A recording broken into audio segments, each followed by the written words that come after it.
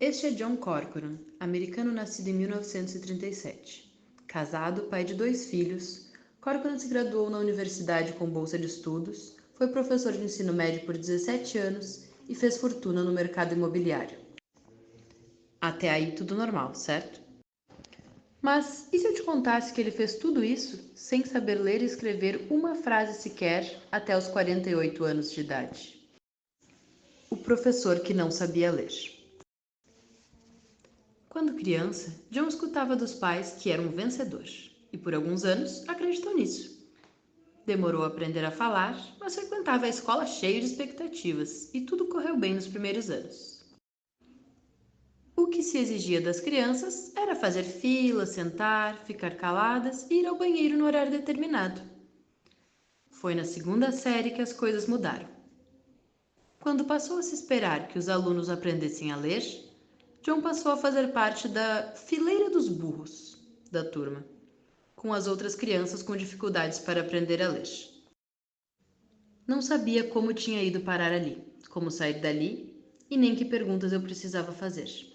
O professor não chamava a nossa fileira de crianças burras. Não havia esse tipo de crueldade, mas os colegas falavam assim. E quando você senta na fileira dos burros, você começa a achar que é burro mesmo.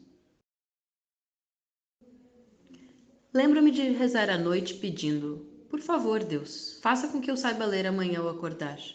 Às vezes, eu abria um livro para ver se havia ocorrido um milagre, mas isso não acontecia. Nas reuniões escolares, o professor disse aos pais de John: ele é inteligente, ele vai entender. E o passaram para a terceira série. Ele é inteligente, ele vai entender. Quarta série. Ele é inteligente, ele vai entender. Quinta série. Na quinta série, John já havia desistido de aprender a ler. Ia para a escola como se estivesse indo para a guerra. Odiava a sala de aula. Era um ambiente hostil e ele precisava encontrar formas de sobreviver. Na sétima série, John já passava a maior parte dos dias na sala do diretor. Era briguento, desafiador, palhaço, perturbador, até ser expulso da escola. Mas esse não era quem ele queria ser. Na oitava série, John decidiu mudar de estratégia. Decidiu que ia se comportar. No ensino médio, se você se comporta, consegue avançar dentro do sistema. Queria ser atleta. Eu tinha habilidades atléticas e matemáticas, tanto que conseguia contar dinheiro e fazer tabuada antes mesmo de ir para a escola. Também tinha habilidades sociais.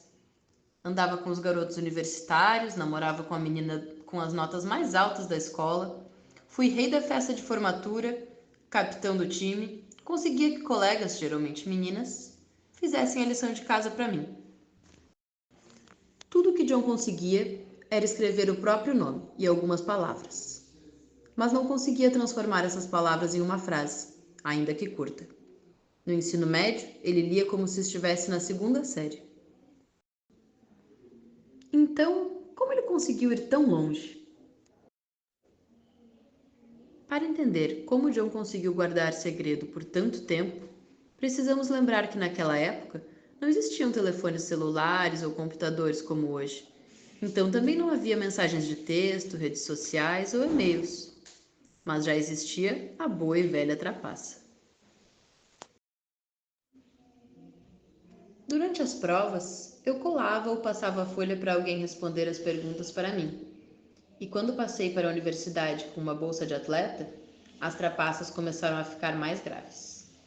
Entrei para uma fraternidade que tinha cópias de provas antigas. Era uma das formas que eu usava para colar. Tentei acompanhar as aulas ao lado de um colega para me ajudar. Em uma prova, o professor escreveu 4 perguntas na lousa para copiarmos. Eu estava sentado no fundo da sala, perto da janela. Com muito sacrifício, eu escrevi as 4 perguntas, mas não sabia o que elas queriam dizer. Havia combinado com um amigo de ficar ao lado de fora da janela. Ele era provavelmente o aluno mais esperto que eu conhecia, e havia acertado de apresentar ele para a menina de quem ele gostava. Então, ele respondeu as perguntas para mim. Em outra ocasião, eu invadi a sala do professor 3 noites seguidas, à meia-noite, como um ladrão, para procurar pela prova. Eu sabia que havia cruzado uma linha. Não era mais apenas um estudante que colava, eu era um criminoso. E mesmo assim, não consegui encontrar a prova. Deduzi que ela estaria dentro de um graveteiro trancado à chave. Então chamei 3 amigos para irem comigo à sala do professor à 1 da manhã. Carregamos o gaveteiro, colocamos dentro de um carro e o levamos embora. Consegui que um chaveiro abrisse para mim e peguei uma cópia da prova. E um amigo inteligente me deu as respostas. Devolvemos o gaveteiro e, às 5 da manhã daquele dia, eu acordei pensando: missão impossível cumprida. Mas deitei na minha cama e comecei a chorar como um bebê. Meus pais e professores diziam que as pessoas com diploma universitário conseguem empregos melhores e vidas melhores, então acreditei nisso. Minha motivação era apenas conseguir o diploma. Talvez, algum dia, por osmose, orações ou milagre, eu aprendesse a ler. A carreira como professor. Assim, John se formou e recebeu uma oferta de emprego como professor. Havia uma escassez de professores. Eu havia escapado da jaula do leão e voltava para atiçar o leão outra vez. Por que virei professor? Olhando para trás, parece uma loucura. Mas eu havia cursado a escola e a universidade sem ser desmascarado. Então ser professor parecia um bom esconderijo. Ninguém suspeita que um professor não saiba ler. Fui técnico de atletismo, ensinei estudos sociais, ensinei digitação, conseguia digitar 65 palavras por minuto, mesmo sem saber o que estava digitando. Nunca escrevi nada na lousa, e não havia palavras escritas nas minhas salas de aula. Havia muitos filmes e discussões. Eu sequer conseguia fazer a chamada. Tinha que pedir aos estudantes para pronunciar seus nomes para que eu pudesse sabê-los. Identificava 2 ou 3 estudantes para me ajudar nas aulas. Eles não suspeitavam de nada. Ninguém suspeita do professor. Um dos meus maiores pavores eram as reuniões semanais de professores. Às vezes, o diretor pedia que alguém escrevesse as ideias na lousa. Eu tinha um plano. Se ele me pedisse, eu ia fingir um desmaio e torcer para que eles chamassem o socorro. Eu fazia de tudo para não ser flagrado. E não fui.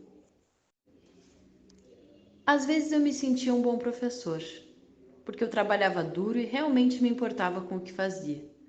Mas eu não era um bom professor. Algumas vezes isso me deixava fisicamente doente. Mas eu estava dentro de uma armadilha e não podia contar para ninguém. Mas ninguém desconfiava, nem as pessoas mais próximas.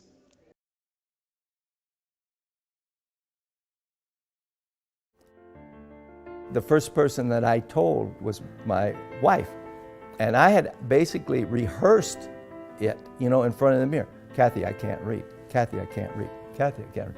I really didn't know how bad his reading was. I knew I did the writing and reading, but I thought that was because he wasn't a good writer and he was a teacher and he didn't want to be embarrassed. I realized later I'd never seen anything that he'd written,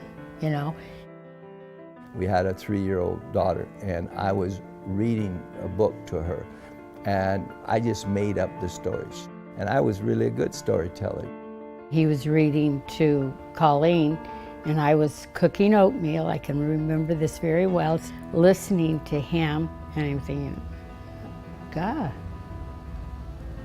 can he read? I mean, I remember the thought.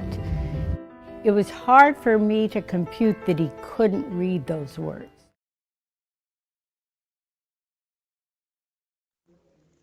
Tinha quase 48 anos quando vi Barbara Bush, então primeira-dama dos Estados Unidos, falando sobre analfabetismo adulto na TV. Era a causa que ela combatia. Eu nunca tinha escutado ninguém falando de analfabetismo adulto antes. Achava que eu era a única pessoa do mundo naquela situação. Fui até a biblioteca. Perguntei pela diretora do programa de alfabetização. Me sentei com ela e contei que não sabia ler. Foi a segunda pessoa a quem contei isso na minha vida adulta. Ganhei uma tutora voluntária de 65 anos. Ela não era uma professora, apenas alguém que amava ler e não queria que ninguém passasse pela vida sem saber fazer o mesmo. Ela logo tentou fazer com que eu escrevesse. A primeira coisa que escrevi foi um poema com meus sentimentos. O bom da poesia é que você não precisa escrever em frases completas. Ela conseguiu me ensinar a leitura até o nível da 6ª série. Era como se eu tivesse morrido e ido ao paraíso. Mas levei 7 anos para me sentir realmente alfabetizado. Eu chorava, chorava, chorava depois de começar a ler. Foi um processo repleto de dor e frustração, mas isso preencheu um buraco enorme na minha alma. Adultos que não sabem ler tiveram sua infância suspensa, emocionalmente, psicologicamente, academicamente, espiritualmente. Somos pessoas que não cresceram. A tutora encorajou John a contar a sua história para motivar outros e promover a alfabetização, mas ele respondeu: de jeito nenhum. Morei nesta comunidade por 17 anos. Meus filhos, meus pais e minha mulher moram aqui. Não é uma história que eu queira contar. Era um segredo vergonhoso, então foi uma decisão difícil de tomar. Mas, quando a tomou, John decidiu contar sua história para todos, para quem quisesse ouvir. Após procurar ajuda em 1986, no ano seguinte, John deu seu primeiro discurso sobre o combate ao analfabetismo, contando sua própria história para 200 executivos e CEOs. Contei minha história nos programas de TV da Oprah, do Larry King. Eu queria que pessoas como eu soubessem que há esperança, a solução. Não somos burros. Podemos aprender a ler e nunca é tarde demais. Assim, John ficou famoso como o professor que não sabia ler. Mas não parou por aí. Em 1991, John conheceu George Bush e Laura Bush, então presidente e primeira-dama dos Estados Unidos. Em 1994, lançou seu primeiro livro sobre o assunto. Em 1997, criou uma fundação que leva seu nome, a John Corcoran Foundation, que além de difundir a causa, treina tutores e professores para ajudar a ensinar estudantes a ler. Desde então, ele já lançou mais 2 livros, produziu através de sua fundação um documentário sobre o tema e continua a trabalhar ativamente para que outros não passem pelo mesmo sofrimento que ele passou. Infelizmente, continuamos a empurrar crianças e adolescentes pelo sistema escolar sem ensiná-las habilidades básicas de leitura e escrita. Mas podemos romper esse ciclo de fracasso se, em vez de culpar os professores, nos assegurarmos de que eles sejam devidamente treinados. Por 48 anos, eu vivi no escuro, mas finalmente eu enterrei o fantasma do meu passado.